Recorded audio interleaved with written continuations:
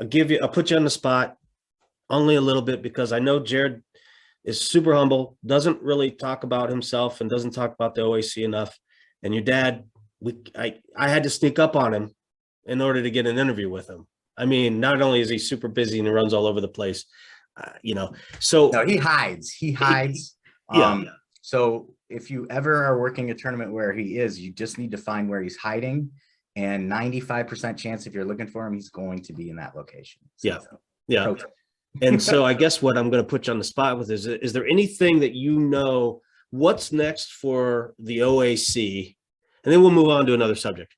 Is there anything that you know of? What are they working on? What do they want to continue to do? What are they wanting to champion? I know they've branched out into other sports as well, right?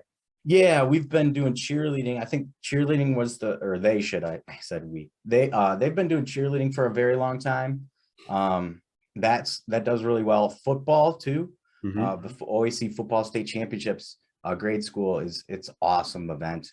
You got Massillon, the Tigers that come every year. You got these powerhouse teams. I think it was Dublin Kaufman this year.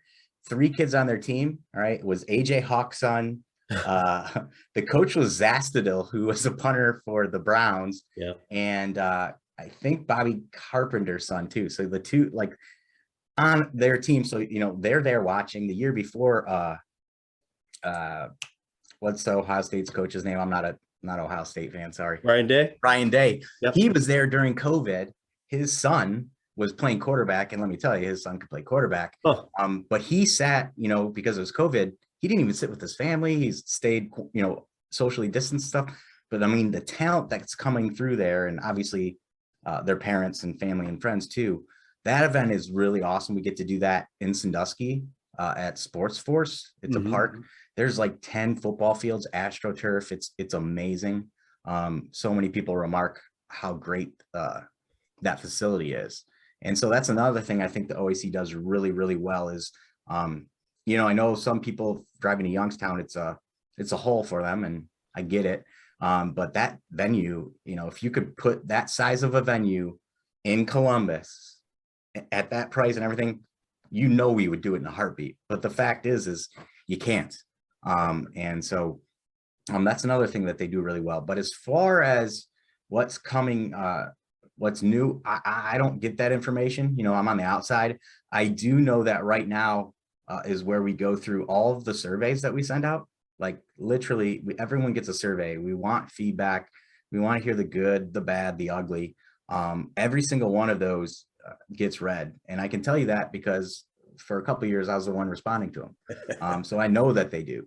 And all that gets heard. And then we kind of sift through it and try to figure out, okay, what could we do next year a little bit better? And a perfect example of doing that pretty quickly was we had at junior high this year, we did a different check-in system before they could weigh in. And we did it the year before and it worked excellently.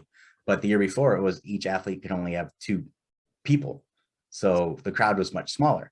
So this year we do it again and we learned, that's not the way to do it post-COVID, right? So then very next weekend, changed it around. Weigh-ins couldn't have gone smoother. Skin checks, weigh-ins, registration, get your tickets, all that stuff. So Jared and Jude and, Rusty and Terry and all these guys, I'm leaving so many people out, but they do a really good job of just communicating and making sure we can make those tweaks on the fly. And you're never asked, hey, we're going to just go do this. You're asked, hey, we'd like to do this and this is why. They're always, telling you this is why we're going to do it. And the cool thing about that is it's always for the benefit of the sport.